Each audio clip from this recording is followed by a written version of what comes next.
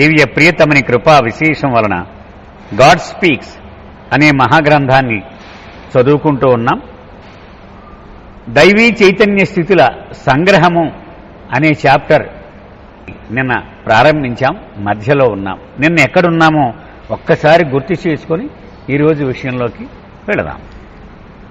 7వ భూమికలోనికి చేరినటువంటి ఆత్మ 3 దశలలో ఏదో ఒక దశను అనుభవిస్తూ ఉంటుంది అన్నారు బాబా. 1, 2, 3 దశలు. 1వ దశ ఏమన్నారంటే బాబా, అనంత శక్తి, అనంత జ్ఞానము, ఆనందము, ఈ 3 స్థితులను అనుభవిస్తూ ఉంటుంది. కానీ వాటిల్ని ఇతరుల కోసము వినియోగించదు. ఇది 1వ స్థితి అండి. 1లో ఏ బి అన్నారు బాబా, ఇది కూడా సేమే అన్నారు. మరి ఎందుకు ఏ బి అని మార్చారంటే 1లో 3 దేహములు రాలిపోతాయి, ఇక్కడ 3 దేహములు ఉంటాయి. 3 దేహములు రాలిపోయిన స్థితి అంటే భగవద్ అనుభవం పొందిన వెంటనే 3-4 రోజులలో శరీరాన్ని విడిచిపెట్టి భగవంతుని స్థితిలో రెస్ట్ తీసుకుంటూ ఉంటాడు ఆయన. దానిని తర్వాత రోజుల్లో మనకి 10 స్టేట్స్ ఆఫ్ గాడ్లో స్టేట్ 2B అని చెప్పారు. తర్వాత ఇవన్నీ మనం తెలుసుకుందాం.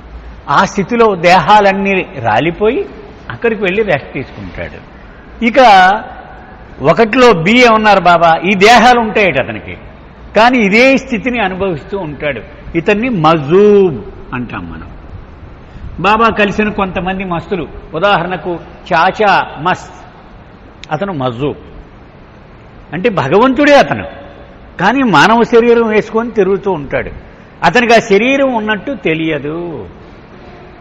ఎందుకని అతనికి తన స్థూల సూక్ష్మ మానసిక దేహముల ఎరుక ఉండదు, కాబట్టి ప్రపంచము యొక్క ఎరుక కూడా ఉండదు అతనికి.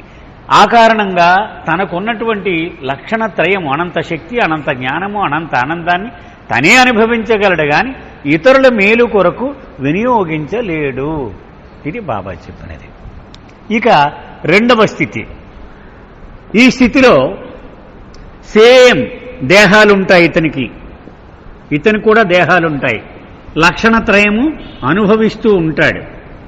ఈ దేహముల ఎరుక కూడా ఉంటుంది ఇతనికి ఎక్స్ట్రా. ఇది అంటే మనం మొరపెట్టుకుంటూ వింటూ ఉంటాడు, ఓహో అతనికి తెలుసు అతనికి, కానీ అతనికి బాధ్యత లేని కారణంగా పట్టించుకోడు. అంటే దైవీ ప్రణాళికలో అతనికి కర్తవ్యము నిర్దేశించబడలేదు, కాబట్టి అతను జోక్యం చేసుకోడు. కానీ అన్నీ తెలుసు అతనికి. ఇతన్ని జీవన్ముక్త అంటే బాబా ఇక్కడ చెప్పలేదు, కానీ తర్వాత కొన్ని సందర్భాల్లో చెప్పారు. తర్వాత చూద్దాం, ఈ పదాల గురించి వర్రీ అవ్వద్దు మనం. 3వది, దేహాలు ఉంటాయి, దేహాల ఎరుక ఉంటుంది, లక్షణత్రయము యొక్క అనుభవం ఉంటుంది, దాన్ని వినియోగిస్తాడు కూడా. అంటే ఎవరు? 5 సద్గురువులు. అంచేత భగవద్ అనుభవం పొందిన వాళ్ళు ఇగో ఈ వీటిలో ఎక్కడో చోట ఉంటారు వాళ్ళు, ఈ 4లోనూ. అంచేత ఈ 4 స్థితుల్లో ఉన్న వాళ్ళని టోటలైజ్ అయితే ఒక రోజున ఆ క్షణంలో ఎంతమంది అయ్యా భగవద్ అనుభవం పొందిన వాళ్ళంటే మనకు టోటల్ వచ్చేస్తుంది. ఈ 4లో ఎక్కడో చోట ఉంటారు కదా. సో వీళ్ళందరూ కూడా భగవద్ అనుభవమును అనుభవించేవాళ్లే. ఇక్కడ నిన్న మనం ఆగాము. Full development of subtle and mental bodies in human form and involution of consciousness. మానవ రూపంలోనే సూక్ష్మ మానసిక శరీరాలు పూర్తిగా పరిణామం చెంది ఉంటాయి. ఆ విషయం ఇక్కడ డిస్కస్ చేస్తున్నారు. అలాగే చైతన్యం యొక్క అంతర్ముఖ ప్రయాణం గురించి కూడా ఈ పేరాలో బాబా చర్చిస్తూ ఉన్నారు. Only in the human form are subtle and mental bodies fully developed. ఒక రాయి ఉందనుకోండి, రాయిలో 0.01% స్థూల చైతన్యము వస్తుంది అనుకుందాం. అలాగే 0.01% సూక్ష్మ చైతన్యము, 0.01% మానసిక చైతన్యము. జంతువు దగ్గరికి వెళ్ళేటప్పటికి 90% స్థూల చైతన్యము, 90% సూక్ష్మ చైతన్యము, 90% మానసిక చైతన్యము. మొట్టమొదటి మానవ రూపం రాగానే 100% స్థూల చైతన్యము, 100% సూక్ష్మ చైతన్యము, 100% మానసిక చైతన్యం, మూడు కూడా పూర్తి స్థాయిని చేరిపోయి ఉంటాయి. అక్కడ అదే విషయం బాబా చెప్తున్నా, ఒక్క మానవ రూపంలో మాత్రమే ఈ మూడు రకాల శరీరాలు పూర్తిగా అభివృద్ధి చెంది ఉంటాయి. Therefore even when the Atma has gross consciousness and is unconscious of prana and mana, it does work through prana and mana, not directly but on the gross plane. అందుకని బాబా ఏమంటున్నారు, వీడికి ఒక్క స్థూల శరీరము యొక్క ఎరుక మాత్రమే ఉండొచ్చుగాక, అంత మాత్రం చేత సూక్ష్మ శరీరం అభివృద్ధి చెందలేదు, మానసిక శరీరం అభివృద్ధి చెందలేదు అనుకోవడం పొరపాటు. వీడికి ఎరుకలేదు, అంచేత వీడి ఎరుకతో స్థూల శరీరాన్ని స్థూల ప్రపంచాన్నే వాడుకుంటాడు. అయినప్పటికీ ఎరుక లేకుండా పరోక్షముగా సూక్ష్మ శరీరాన్ని మానసిక శరీరాన్ని కూడా వాడుకుంటూనే ఉంటాడు అని చెప్తారు. So even if the gross conscious human ఆత్మ is unconscious of the prana and mana and therefore does not realize energy and mind, it can use energy through various aspects of the energy and it can use mind through various aspects of mind such as thoughts, desires and emotions. పరోక్షంగా ప్రాణశక్తి సామ్రాజ్యానికి చెందినటువంటి సూర్యశక్తిని, అణుశక్తిని, విద్యుత్ శక్తిని ఇవన్నీ వాడుకుంటున్నాం కదా మనం. సోలార్ ఎనర్జీ, న్యూక్లియర్ ఎనర్జీ ఇవన్నీ వాడుకుంటున్నా. అయితే నాకున్నది స్థూల చైతన్యమే, అయినా ఇవన్నీ వాడుకుంటున్నాను, సటిల్ వరల్డ్ అవన్నీ. అలాగే మనసుకు సంబంధించిన కోరికలు, రాగద్వేషాలు, భావావేశాలు ఇవన్నీ కూడా నేను వాడుకుంటూనే ఉన్నాను. In the human form, when the Atma has subtle consciousness, it is unconscious of the gross and mental bodies. Yet, it does work through Sharir and Mana, not directly, but on the subtle plane. మనం ఇది కూడా చెప్పుకున్నది, అంటే summation చెప్పుకుంటూ వస్తున్నారు, సంగ్రహం కదా ఇది అంతే చెప్తున్నారు. స్థూల ఎరుక మాత్రమే ఉన్నటువంటి ఒక ఆత్మ స్థూల శరీరాన్ని నేరుగా వాడుకుంటుంది. అలా కాకుండా సూక్ష్మ ప్రపంచానికి చెందిన ప్రాణశక్తిని, మనోప్రపంచానికి చెందిన మనస్సును పరోక్షంగా వాడుకుంటూ ఉంటుంది. So even if the subtle conscious human ఆత్మ is unconscious of sharir and mana and therefore does not realise the gross and mental worlds, it can use the gross through various aspects of the gross as eating, drinking, sleeping, seeing, feeling, hearing etcetera, and can use mind through various aspects of the mind such as thoughts, desires and emotions. స్థూల ప్రపంచములో ఉన్నటువంటి ఆత్మ నేరుగా స్థూల ప్రపంచాన్ని, స్థూల శరీరాన్ని వాడుకుంటుంది, పరోక్షంగా సూక్ష్మ శరీరాన్ని, మానసిక శరీరాన్ని వాడుకుంటుంది. అలాగే సూక్ష్మ ఎరుక ఉన్నటువంటి ఆత్మ స్థూల శరీరాన్ని, మానసిక శరీరాన్ని పరోక్షంగా వాడుకుంటుంది. అలాగే మానసిక చైతన్యము లేక ఎరుకను ప్రత్యక్షంగా పొందిన ఆత్మ స్థూల, సూక్ష్మ ఈ శరీరాలని, ప్రపంచాలని పరోక్షంగా వాడుకుంటూనే ఉంటుంది. In the human form, when the Atma has mental consciousness, same మళ్ళీ అదే, మొట్టమొదటి స్థూలం చెప్పారు, తర్వాత సూక్ష్మం చెప్పారు, ఇక్కడ మానసికం చెప్పారు, చదివేస్తారు. In the human form, when Atma has mental consciousness, it is unconscious of the gross and subtle bodies, but it does work through Sharir and Pran, not directly, but on the mental plane. So, even if the mental conscious human Atma is unconscious of Sharir and Pran, and therefore does not realize the gross and subtle worlds, it can use the gross through various aspects of the gross, such as eating, sleeping, seeing, feeling, hearing, etc., and it can use energy through various aspects of energy, such as nuclear, etc. అంటే మానవ రూపంలో ఆత్మ మానసిక చైతన్యాన్ని కలిగి ఉన్నప్పుడు స్థూల, సూక్ష్మ శరీరాల ఎరుక ఉండదు. కానీ మానసిక భూమికలో ఉంటూనే శరీరము మరియు ప్రాణము ద్వారా పరోక్షంగా పనిచేస్తూనే ఉంటుంది. అందువల్ల మానసిక ఎరుక గల మానవాత్మకు శరీరము మరియు ప్రాణాల యొక్క ఎరుక లేని కారణంగా స్థూల మరియు సూక్ష్మ ప్రపంచాలను అనుభవంతో తెలుసుకోలేదు. అయినప్పటికీ స్థూలానికి చెందిన పలు అంశాలు, ఉదాహరణ తినడము, నిద్రించడము, చూడడము, అనుభూతి చెందడం, వినడం మొదలైన వాటి ద్వారా స్థూలాన్ని వినియోగించగలుగుతుంది. అలాగే ప్రాణశక్తి యొక్క పలు అంశాలైన అణుశక్తి మొదలగు వాటి ద్వారా ప్రాణశక్తిని వినియోగించగలుగుతుంది. To give a simile, let us consider, for instance, a gross conscious human Atma as a soul on earth, which we take as a standard for the grass plane, far flung from the sun, which, for instance, for the purpose of our simile only, we take as the source of energy of the subtle and source of mind of the mental. ఇక్కడ ఒక ఉదాహరణ చెప్తూ ఉన్నారు బాబా. అయితే the simile of the sun and earth must never be construed as the sun and the earth of the solar system. ఒక ఉపమానం ద్వారా చెప్పాలి అంటే, ఉదాహరణకు ఒక స్థూల ఎరుక గల మానవాత్మను సూర్యుడికి సుదూరంగా ఉన్న భూమి మీద ఉండే ఒక ఆత్మగా తీసుకుందాం. కేవలం మన ఉపమానం కోసం సూర్యుడిని ప్రాణశక్తికి మూలంగాను, మానసికానికి చెందిన మనస్సుకు మూలంగాను అనుకుందాం. This sun, which we have now adopted as our standard, sheds its rays of energy and mind continuously and simultaneously on the earth. And the gross conscious human soul on earth, conscious only of the gross, unconsciously imbibes from the sun's rays the energy of the subtle, by making in the grass world the fullest use of the aspects of this energy in a form of nuclear energy. Also, this gross conscious human soul on earth unconsciously makes use in the grass world of the aspects of mind such as thoughts, desires and emotions, which it also imbibes from the sun's rays. ఇక్కడ బాబా ఏమంటున్నారంటే, కిరణాలు ఇలాగూ వస్తూ ఉన్నాయి. కిరణాలు అంటే ఇవి సూక్ష్మ ప్రపంచానికి చెందినటువంటి కిరణాలు, మానసిక ప్రపంచానికి చెందిన కిరణాలు. వీడు స్థూల చైతన్యము ఉంది, వీడికి వీటి ఎరుకు లేదంటే వెనక్కి తిరిగి ఉన్నాడు అనుకుందాం, ఇలాగా ఇటు తిరిగి ఉన్నాడు అనుకుందాం. అయినప్పటికీ కూడా ఈ సూర్యకిరణాలను వాడుకుంటూనే ఉంటాడు కదా. వీడికి ఎరుకు లేదు ఇక్కడ ఇది ఉందని, సూక్ష్మం ఎరుకు లేదు, మానసికం ఎరుకు లేదు వాడికి. అయినప్పటికీ ఈ సూర్యరశ్మిని వాడుకుంటూనే ఉంటాడు. అంటే సూక్ష్మ శక్తి ప్రాణశక్తిని వాడుకుంటాడు, మనస్సుని వాడుకుంటూనే ఉంటాడు. For the purpose of continuing our simile, we shall now take the subtle conscious human soul as a soul in air, and hence much nearer the sun than the gross conscious human Atma on earth. This subtle conscious human soul in air is conscious only of the subtle, consciously imbibes the fullest energy from the sun.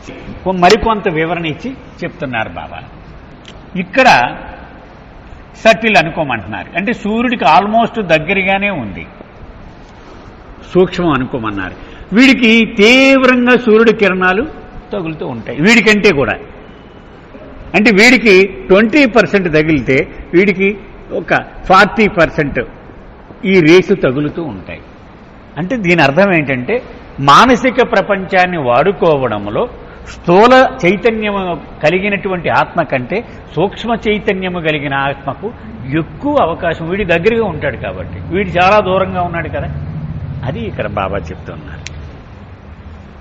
This subtle conscious human soul in air is conscious only of the subtle, consciously imbibes the fullest energy from the sun which is the source of energy, and consciously makes use of this tremendous energy in its nascent form. ఇదే మనం చెప్పుకున్నది. ఇప్పుడు చాలా దగ్గరగా ఉండడం వల్ల సూర్యుడి నుంచి వచ్చేటువంటి శక్తిని, అంటే మనస్సు యొక్క శక్తిని చాలా తీవ్రముగా వాడుకోగలుగుతూ ఉంటాడు. Thus, this subtle conscious human soul is capable of wielding tremendous power and is quite capable of giving sight to the blind or limbs to the maimed. ఆ విధంగా ఈ సూక్ష్మ ఎరుక గల మానవాత్మ అటువంటి బ్రహ్మాండమైన శక్తిని ఉపయోగించగలిగిన సామర్థ్యాన్ని కలిగి ఉంటాడు. గుడ్డివారికి దృష్టినివ్వగలడు, అంగవైకల్యంతో బాధపడే వారికి అవయవగాలను ప్రసాదించగల సామర్థ్యాన్ని సైతం కలిగి ఉంటాడు. This is the domain of the first 3 plane. ఇవి మొట్టమొదటి 3 భూమికలు. అంటే మొదలవడమే 1వ భూమికలో మొదలవుతుంది అనుకున్నాం కదన్న సూక్ష్మము. 2, 3 పూర్తిగా సూక్ష్మ ప్రపంచములో ఉండేటువంటి భూమికలు. ఈ మొదటి భూమికలలో ఈ శక్తి ఉంటుంది. And capability of the soul to liberate energy in any intensity is achieved according to the degree of subtle consciousness gained by it in the 2nd and 3rd planes. అంచేత సూర్యుడికి ఎంత దగ్గరగా వెళ్ళింది అనే దానిని బట్టి ప్రాణశక్తిని ఎంత ఎక్కువగా వీడు వాడగలడు అనేది డిసైడ్ అవుతుంది. ఒకటిలో ఉన్నాడు అనుకోండి, చాలా వెనక్కున్నాడు కదా, సూర్యుడి నుంచి చాలా దూరంలో ఉంటాడు కాబట్టి చాలా తక్కువ శక్తి ఉంటుంది. రెండులోకి వచ్చేటప్పుడు కొంత మెరుగవుతాడు. మూడులోకి వచ్చేటప్పటికి చాలా ఉధృతంగా. While this subtle conscious human soul in its realm of energy consciously makes use of energy in its nascent state, it is unconscious of the mental. మనం చెప్పుకున్నాం కదా, ఈ సూక్ష్మ చైతన్యము కలిగిన ఆత్మకు సూక్ష్మ శక్తులన్నీ వాడుకుంటుంది, కానీ మనసు గురించి మాత్రం ఎరుక ఉండదు దీనికి. Therefore, unconsciously it makes uses of the aspects of mind such as thoughts, desires and emotions. ఎరుక లేకపోయినా కూడా పరోక్షంగానే అది మనసు యొక్క అంశాలైనటువంటి ఆలోచనలను, రాగద్వేషాలను వాడుకుంటూ ఉంటుంది. Thus, though it is capable of wielding tremendous power through its consciousness of energy, it is susceptible to getting entangled by mind while making use of the accepts of the mind unconsciously. ఇక్కడ బాబా ఒక explanation ఇస్తూ చెప్తున్నారు. అలా ప్రాణశక్తి యొక్క చైతన్యము కలిగి ఉండడం ద్వారా దానికి బ్రహ్మాండమైన శక్తిని ప్రయోగించే సామర్థ్యం ఉన్నప్పటికీ, ఎరుక లేకుండానే అయినప్పటికీ మనసు యొక్క అంశాలను వినియోగిస్తున్నప్పుడు మనసు యొక్క ప్రభావంలో చిక్కుకునే అవకాశము ఉంది. ఎందుకని స్టార్ట్ అయిపోయింది కదా అక్కడ మనసు ప్రభావం, వీడికి దగ్గరికి వచ్చేస్తున్నాడు కదా సూర్యుడి దగ్గరికి, అంచేత వీడికి ఆ మనసు యొక్క ప్రభావానికి గురయ్యే అవకాశం ఉంది. For this reason this subtle conscious human soul, although mighty powerful, sometime slides down to the lower level of subconsciousness while making conscious use of energy in a form of miraculous power. ఆ మనసు యొక్క తీవ్రత వీడిని గందరగోళానికి గురిచేయి. నన్ను వాడు వాడు వాడు మన ఫోర్త్ ప్లేన్ గురించి చదువుకున్నాం కదండి, అది కనుక దుర్వినియోగం జరిగితే అధపాతాళానికి పడిపోయేటువంటి ఆ ప్రమాదాన్ని కొని తెచ్చుకుంటాడు. To be more precise, the subtle conscious human soul is either in the first or second or third plane according to the degree of subtle consciousness gain, or one may say that the domain of the subtle sphere comprises the first and second and third plane. భూమికలు వేసుకున్నప్పుడు ఒకటి సకము స్థూలము, సకము సూక్ష్మము, రెండు పూర్తిగా సూక్ష్మము, మూడు పూర్తిగా సూక్ష్మము, నాలుగు సకము సూక్ష్మము, సకము మానసికము, 5, 6 పూర్తిగా మానసిక, ఒకటి సకము స్థూలము, సకము సూక్ష్మము, 2, 3 పూర్తిగా సూక్ష్మము, 4 సకము సూక్ష్మము, సకము మానసికము, 5, 6 పూర్తిగా మానసికం. ఇది మనం ఎప్పుడు మర్చిపోకూడదండి. ఖచ్చితంగా చెప్పాలి అంటే సూక్ష్మ ఎరుక గల మానవాత్మ తాను పొందిన సూక్ష్మ చైతన్య స్థాయిని బట్టి 1 లేదా 2 లేదా 3 భూమికలలో ఉంటాడు. Now the fourth plane is that state of consciousness which draws a line of demarcation between the domain of the subtle world and the domain of the mental world. 4వ భూమిక సూక్ష్మ భూమిక యొక్క పరాకాష్ఠ స్థితి, మనసు యొక్క ప్రారంభ స్థితి. ఆ గీత గీస్తే అక్కడుంటుంది, మనోప్రపంచం యొక్క గడప మీద నిలబడి ఉంటుంది అన్నారు Baba. In other words, the subtle conscious human atma on the fourth plane is like a human soul standing on the threshold which delimits the subtle world from the mental world. సూక్ష్మ ప్రపంచానికి మానసిక ప్రపంచానికి మధ్య ఉండే గడప మీద నిలబడి ఉంటాడు ఈ 4వ భూమిక వాడు.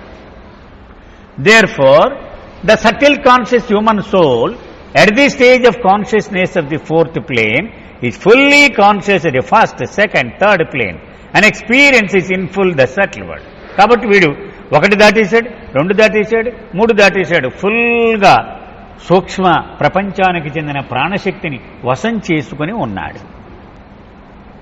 This human soul on the threshold of the mental world, commanding the energy at its height, is now nearest to the domain of the mind, which is the mental world, and thus is much more susceptible to the overpowering forces of the aspects of the mind, that is thoughts, desires, emotions. దగ్గరికి వెళ్ళిపోయాడు కదా, స్థూల ప్రపంచంతో ఎరుకగా ఉన్నటువంటి ఆత్మతో పోలిస్తే మనస్సుకి దగ్గరగా వెళ్ళిపోయాడు. సూర్యుడిని మనం మనసు అనుకున్నప్పుడు చాలా దగ్గరగా వెళ్ళిపోయాడు. కాబట్టి మనస్సు యొక్క ప్రభావాలకు చాలా ఎక్కువగా గురయ్యేటువంటి పరిస్థితి ఉంది. ఏమిటి ఆ ప్రభావము? ఆలోచనలు, కోరికలు, రాగద్వేషాలు. నువ్వు మామూలుడు కాదు, నీకు ఎన్ని శక్తులున్నాయి, నువ్వు ప్రదర్శించు అని వీడిని సతాయిస్తూ ఉంటాయి. And although this subtle conscious human soul on the fourth plane consciously makes use of the subtle words energy at its zenith, it is still unconscious of the mind. అది మనం మర్చిపోకూడదు. ఇంకా మనసుని పూర్తిగా స్వాధీనంలోకి తెచ్చుకునే పరిస్థితుల్లో లేడు అతను. శక్తి అయితే పూర్తిగా స్వాధీనంలోకి వచ్చింది, మనసు ఇప్పుడిప్పుడే ఆలోచిస్తున్నాడు, ఇంకా పూర్తిగా అది వశం కాలేదు మనసు. It therefore unconsciously makes use of the aspects of the mind which are now too overpowering and thus most alluring for the soul has to face, bear the full blast of the aspects of the mind at their highest. ఇతనికి నియంత్రణ లేదు కాబట్టి అవి చాలా వశం చేసేసుకోవడానికి ప్రయత్నిస్తూ ఉంటాయి. అవి దాన్ని తట్టుకోవడం చాలా కష్టం అట ఇతనికి. మనం సినిమాల్లో చూస్తూ ఉంటాం కదండి. మనం విశ్వామిత్రుడు తపస్సు చేస్తూ ఉంటే రంభ, మేనక, తిలోత్తమ వాళ్ళకి తపస్సు ఆపేసి వెళ్ళిపోతూ ఉంటాడు. ఎందుకని పూర్తిగా మనసు మీద నియంత్రణ లేకపోవడం వల్ల అది జరిగేటువంటి ప్రమాదం. This situation for the human soul and the fourth plane is extremely dangerous since it is extremely treacherous. నాలుగో భూమిక మీద ఉండే మానవాత్మ యొక్క పరిస్థితి మిక్కిలి మోసపూరితమైనది కావడం వలన అది వాడిని మోసమే చేస్తున్నది గ్యారంటీగా. ఆ కారణంగా అది మిక్కిలి ప్రమాదకరమైనదిగా అవుతుందట. అంటే ప్రలోభ పెడుతూ ఉంటుంది. Here the soul equipped with highest energy which can be put to the use either for the best or for the worst has to maintain a sort of equilibrium of two forces at the zenith. The height of the energy of the subtle world, overpowering height of the aspects of the mind of the mental world. ఇక్కడ అతని పరిస్థితి ముందు నెయ్యి వెనక గొయ్యి. ఒక పక్క అపారమైన శక్తులు ఇతనికి వచ్చేసి ఉన్నాయి, కానీ ఒక పక్క ఇప్పుడిప్పుడే మనసు యొక్క రాజ్యంలోనికి ప్రవేశిస్తూ ఉన్నాడు. కాబట్టి మనసు పెట్టే ప్రలోభాలు కూడా తీవ్రంగా ఉన్నాయి. కమాన్ దూకే అంటున్నాయి. సో ఈ రెండింటి మధ్యన అతను గనక నిలదొక్కుకోకపోతే ప్రమాదంలో పడిపోతాడు. If this human soul on the fourth plane while unconsciously using the aspects of the mind is overcome by the overpowering allurements of these aspects, he then cannot resist using energy at its climax for the worst by performing powerful miracles such as raising the dead, curing the blind, the sick and the maimed, etc., just to satisfy his overpowering desires. కొన్ని కథలు చెప్పుకున్నాం మనం. అందులో ఇటువంటి శక్తులు వచ్చి రాగానే ఇలా చూస్తాడు. చూడగానే పక్షులు కనిపించాయి చెట్టు మీద కూర్చొని. వెంటనే ఇలా అన్నాడు, ఆ పక్షులు చనిపోయి కింద పడిపోయాయి. ఎందుకు చేశాడు? అసలు నా శక్తులు ఏమిటో ఒకసారి చూడాలి కదా. ప్రదర్శించాడు, చచ్చిపోయినాయి. మళ్ళీ ఇలా అన్నాడు, అవి లేచి ఎగిరిపోయినాయి. శబాష్ అనుకున్నాడు తనకి. అది ఇక్కడ బాబా చెప్తున్నారనమాట. అతనికి పూర్తిగా మనసు యొక్క ఎరుక లేదు, పరోక్షంగా మాత్రమే మనసును వాడుకుంటూ ఉన్నాడు. అంచేత కోరికలు ఇవన్నీ కూడా ప్రలోభ పెడుతూ ఉంటాయి ఇతన్ని. వాటికి గనక వశం అయిపోయాడు. సరే నువ్వు చెప్పినట్టు చేస్తాను అన్నాడు అనుకోండి, అయిపోయింది, ప్రమాదంలో పడిపోతాడు. ఇతను ఏం చేస్తాడు? తనకున్నటువంటి అపారమైన శక్తులను దుర్వినియోగించేసి కేవలము ప్రదర్శించడం కోసము చనిపోయిన వాడిని బతికించడము, గుడ్డివాడికి చూపునివ్వడము, అంగవైకల్యంతో ఉన్నవాడికి అవయవాలను ఇవ్వడం, ఇలాంటివి చేసాడనుకోండి, అలా చేస్తూ ఉంటాడు. అది దుర్వినియోగం కింద వస్తుంది. He is even capable of creating the whole world of forms with all of its creation. So great is the power obtained from the energy at its height of which this subtle conscious human soul is conscious. అతను కావాలంటే మన సృష్టి ఎలా ఉందో ఇలాగే ఇంకొక సృష్టిని చేసేయగలడు. ఇన్ని జీవరాశులతోటి, ఇన్ని పరిణామ క్రమంలో ఉన్నటువంటి జీవరాశులతోటి ఇంకొక సృష్టిని చేసేయగలడు. అంత అపారమైనటువంటి శక్తి ఆ సూక్ష్మ ప్రపంచంలో ఉంది. Thus, this misuse of energy at its zenith, through the medium and overpowering allurements of the aspects of mind, also at its zenith, creates a sort of tremendous, irreparable short circuit in the two fundamental supernatural forces of energy at its zenith in the shape of stupendous power, and of mind at its zenith in the shape of irresistible desire, resulting in an unimaginably tremendous clash and explosion in the advanced consciousness of the subtle conscious human soul at the fourth plane. ఆ రెండు వైర్లు positive negative రెండింటిని అంటించామనుకోండి, ఏమవుద్ది? ఢామ్ అని పేలుతుంది. అది పేలిపోయి ఒక పెద్ద విస్ఫోటనము సంభవిస్తుంది. తారస్థాయిలో చేరిపోయిన శక్తి, అలాగే మనస్సు ఇప్పుడే ప్రవేశించింది కాబట్టి తారస్థాయిలో ఉన్నటువంటి కోరికలు, భావావేశాలు ఈ రెండూ గనక ఒకచోట కలిసే అనుకోండి, విస్ఫోటనము సంభవించి తీరవలసినదే. అది ఇక్కడ బాబా చెప్తున్నారు. ఆ విధంగా పరాకాష్ఠను చేరుకున్న మనస్సు యొక్క అంశాలకు చెందిన లోబరుచుకునే ప్రలోభాలు అనే మాధ్యమం ద్వారా పరాకాష్ఠను చేరుకున్న ప్రాణశక్తి యొక్క ఈ దుర్వినియోగం రెండు ప్రాథమిక అలౌకిక శక్తుల మధ్యన భయంకరమైన, తిరిగి సరిచేయలేని షార్ట్ సర్క్యూట్కు దారితీస్తుంది. ఇదంతా షార్ట్ సర్క్యూట్ అని చెప్పారు. అదే సులువుగా అర్థమవుతుంది. దాన్ని అనువాదం చేస్తే మనకేం అర్థం కాదు. ఏమిటయ్యా ఈ అలౌకిక శక్తులంటే, అత్యద్భుత శక్తి రూపంలో పరాకాష్ఠను చేరుకున్న ప్రాణశక్తి, అది ఒక పక్క, ఒక రెండు వైర్లు కదా, అది ఒక వైరు. రెండో వైరు నిరోధించడం సాధ్యం కాని కోరిక రూపంలో పరాకాష్ఠను చేరుకున్న మనస్సు. ఈ రెండు కలిసేయంటే నాశనమే. పర్యవసానంగా నాలుగవ భూమిలోని సూక్ష్మ ఎరుక గల మానవాత్మ యొక్క పురోగమించిన చైతన్యములో అనూహ్యమైన భయానకమైన సంఘర్షణ మరియు విస్ఫోటనం సంభవిస్తుంది. పెద్ద బెలూన్కి సూదితో అలా పొడిస్తే ఏమవుతుంది? ఢామ్ అని కింద పడుతుంది. Absolute disturbance is thus created in the consciousness of the soul, resulting in downright disintegration of the advanced consciousness of this human soul. పాపం రాయి నుంచి బయలుదేరాడు, ఎన్ని జన్మలు ఎత్తాడు, ఆ తర్వాత మళ్ళీ వృక్షం అయ్యాడు, అక్కడ అన్ని జన్మలు ఎత్తాడు, తర్వాత క్రిమి అయ్యాడు, చేప అయ్యాడు, పక్షి అయ్యాడు, జంతువు అయ్యాడు, మానవుడిగా కూడా ఎన్నో జన్మలు పునర్జన్మలు ఎత్తి ఎత్తి ఎత్తి ఒకటి దాటాడు, రెండు దాటాడు, మూడు దాటాడు, నాలుగులోకి వచ్చాడు, ఇక్కడ ఢామని పడ్డాడు. ఎంత భయంకరమైనటువంటి అది తిరోగమనము మనం ఆలోచించవచ్చు. చైతన్యములో ఎంత పరిణతి సాధించి కూడా మళ్ళీ వెనక్కి దిగజారిపోవడం. Thereupon, this subtle conscious human soul invariably falls to the lowest level of consciousness, which is the most finite type of consciousness of the crudest form. ఇంచుమించు ఇతను ఎక్కడ ఫస్ట్ మానవుడప్పుడే 100% చైతన్యంలోకి వచ్చేసాడు. అక్కడి నుంచి మళ్ళీ సంస్కారాలు కూడా వదిలించుకొని 4వ భూమికి దాకా వచ్చేసాడు. అక్కడి నుంచి 0.01% ఉన్న రాయి దశకు పడిపోతాడు. Thereupon, this human soul has to take the form of stone and has again to go through the process of evolution. అనుమానాలు వస్తూ ఉంటాయి మనకి. అంటే మానవ రూపంలోనే ఉండి రాతి చైతన్యములో ఉంటాడా అని అనుమానం. ఇక్కడ క్లియర్గా చెప్పేశారండి Baba. It has to take the form of stone. రాతి రూపాన్ని ధరించి తీరవలసినదే అని చెప్పేశారు బాబా. ఇంక అనుమానం ఏమి లేదు, మానవుడిగా ఉండడు, సందేహం లేదిక. రాతి రూపమునే ధరించి తీరాలి. And has again to go through the process of evolution. మళ్ళీ రాయి నుంచి ఖనిజము, వృక్షము, క్రిమి కదా, చేప, పక్షి, ఎంత నష్టమో చూడండి. అది example of a gross conscious scientist.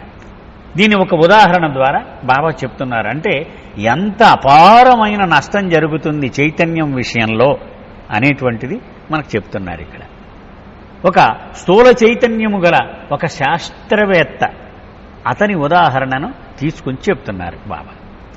Let us try to explain this situation. అంటే వీడికి చైతన్యంలో ఎంత నష్టం కలుగుతుంది అనేది అర్థం చేసుకోవడం కోసం ఒక ఉదాహరణ తీసుకున్నాం. Of what sometimes occur even on the gross plane. స్థూల ప్రపంచంలో కూడా ఇటువంటిది జరుగుతూ ఉంటుంది. అది to an ordinary man being who handles tremendous power and who is more often than not overcome by an intense desire to demonstrate his powers. బ్రహ్మాండమైన శక్తిని ఉపయోగించే ఒక సామాన్య మానవుడు, అంటే వాడి చేతిలో అపారమైన శక్తి. యాటం బాంబు ఉందనుకుందాం, యాటం బాంబే వాడు కనిపెట్టాడు సైంటిస్ట్. సరదాగా దీనిని ట్రై చేద్దామని బంగ్లాదేశ్ మీద ఎక్కడ ఇష్టం లేని దేశం మీద వేసాడు అనుకోండి, అది ఎలా పనిచేస్తుందో చూద్దామని అయిపోయి నాశనం అయిపోతుంది ఆ దేశం. అటువంటి ఉదాహరణ చెప్తున్నారు. బ్రహ్మాండమైన శక్తిని ఉపయోగించే ఒక సామాన్య మానవుడు సాధారణంగా తన శక్తులను ప్రదర్శించాలి అనే తీవ్రమైన కోరికకు లొంగిపోతాడు. స్థూల భూమికలో సైతం కొన్నిసార్లు సంభవించే ఈ పరిస్థితిని ఒక ఉదాహరణ సాయంతో వివరించడానికి ప్రయత్నిద్దాం. Let us compare then a subtle conscious human soul on the fourth plane, such as described above, with a great scientist of repute in the grass world. ఉదాహరణకు ఒక 4వ భూమికలో ఉన్న ఒక శాస్త్రవేత్తని తీసుకున్నాం. 4వ భూమికలో ఉన్నాడు అనుకున్నాం.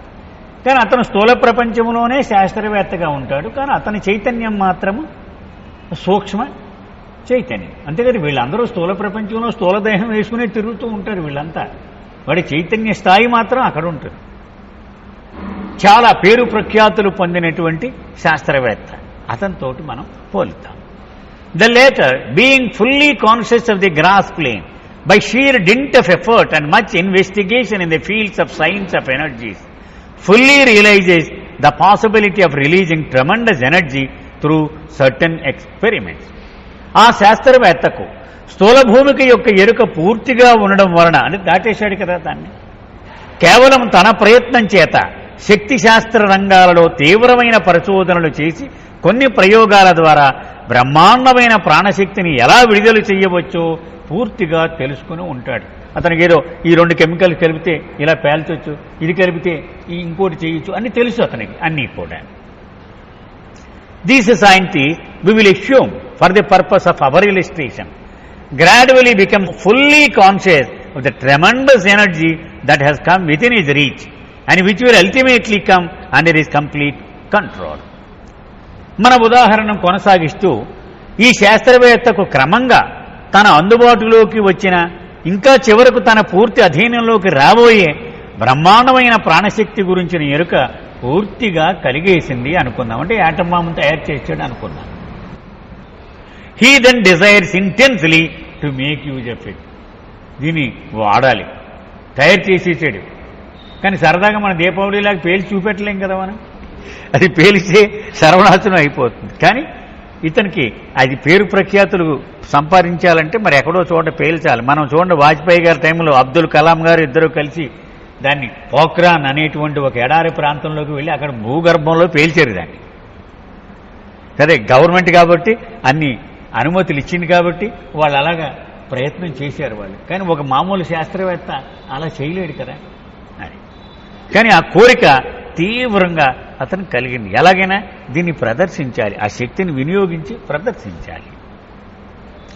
Even when this gross conscious scientist in the gross world is conscious of the highest possible gross aspect of energy, is not at all conscious of the energy in its nascent state which is only of the domain of the subtle world and which can only be experienced and controlled by the subtle conscious human soul and which can never under any circumstances be experimented with or experienced by any gross conscious human being. ఇక్కడ ఒక విషయం మనం చాలా జాగ్రత్తగా గమనించాలి.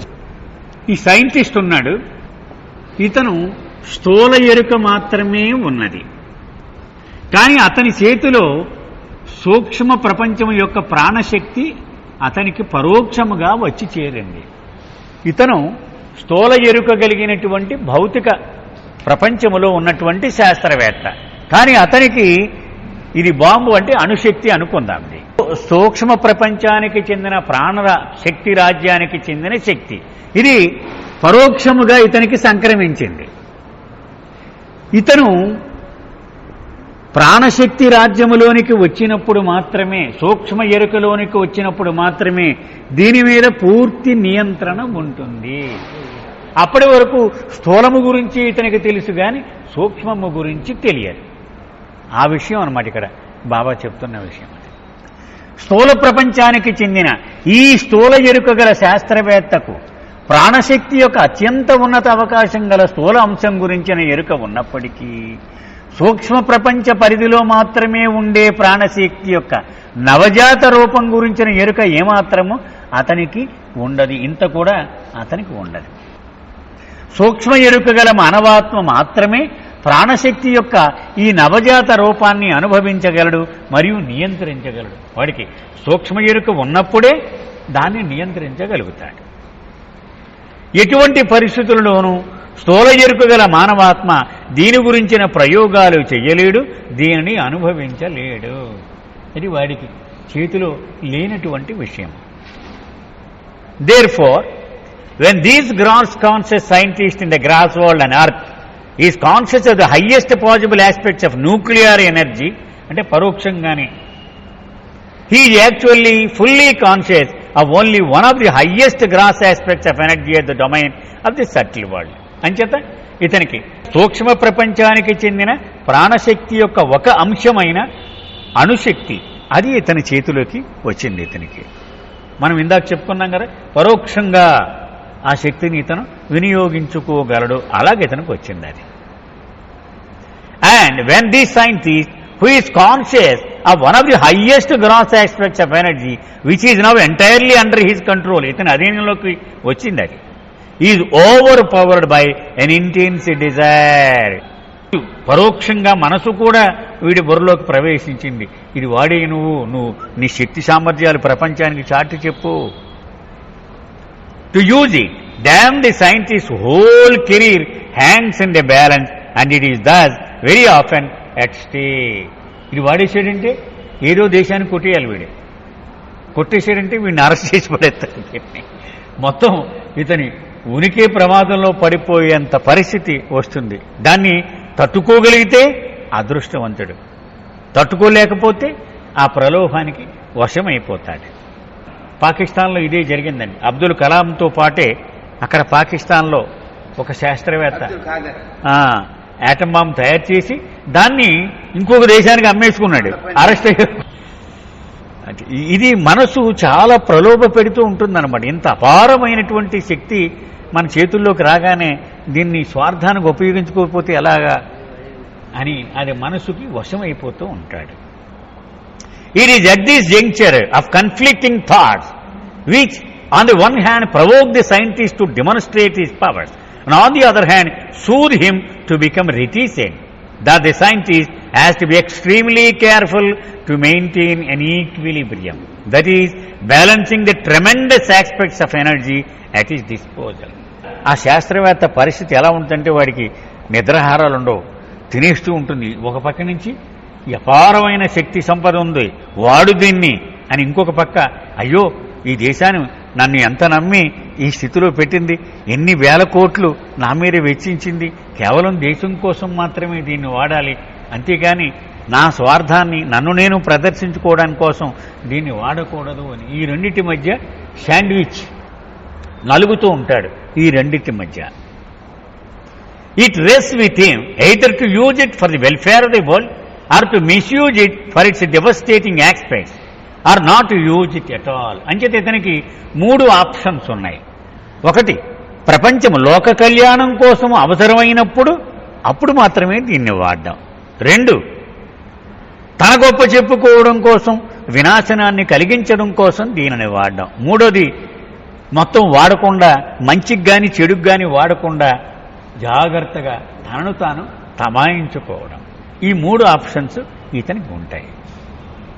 He is confronted with irresistible, overpowering force of the predominant aspect of the mind in the shape of intense desires which haunt him with fame, name and power, tickling his ego to the utmost towards the selfish ends, irrespective of the potential destruction and devastation which can be wrought. ఇంత ఎక్కువగా బాబా చెప్తున్నారు అంటే ఇది సాధ్యమైనంత వరకు 90% మంది పడిపోతారనమాట అండి. అంచేతే దాన్ని అంత మరీ రెట్టించి చెప్తున్నారు చూడండి బాబా. మనసు యొక్క ప్రబల అంశానికి చెందిన నిరోధింపశక్యం కాని లోబరుచుకునే బలం, ఆ మనసుకు అంత బలం ఉంటుందట, దానికి లోబడిపోవలసిందే, ఇంక వేరే దారి లేదనమాట, అంత పవర్ఫుల్గా ఉంటుందట. తీవ్రమైన కోరికల రూపంలో అతనికి ఎదురై కీర్తి, పేరు ప్రతిష్టలు, అధికారము, ఇవన్నీ కన్విన్స్ చేస్తూ ఉంటుందన్నమాట. అది నువ్వు సన్నాసులాగా నెల జీతం పట్టుకుపోతున్నావు, ఇదేనా నీ జీవితం అంటే? నీకంటే ఎందుకు పనికిరాని వాడు కోట్లు సంపాదించేస్తున్నాడు మెయిన్ రోడ్లో షాప్ పెట్టుకుని, నువ్వు ఇంత చేసి ఏం ఉపయోగం ఇది? కమాన్ కమాన్ అని అది రెచ్చగొడుతూ ఉంటుందన్నమాట. సో పేరు ప్రతిష్టలు, అధికారము అనే స్వార్థ ప్రయోజనాల కోసం అహాన్ని తీవ్రంగా ప్రలోభపెట్టి తత్ఫలితంగా సంభవించబోయే వినాశనాన్ని, భారీ నష్టాన్ని పట్టించుకోకుండా అతన్ని వేధిస్తూ పోతే పోనే, ఏదోటి అవనే, నీకు అవకాశం వచ్చింది, ఇప్పుడు డబ్బు చేసేసుకో, అతన్ని వేధిస్తూ ఉంటుంది. ఇక్కడికి ఈరోజు ఆపుదామండి. అవతార్ మెహర్ బాబా.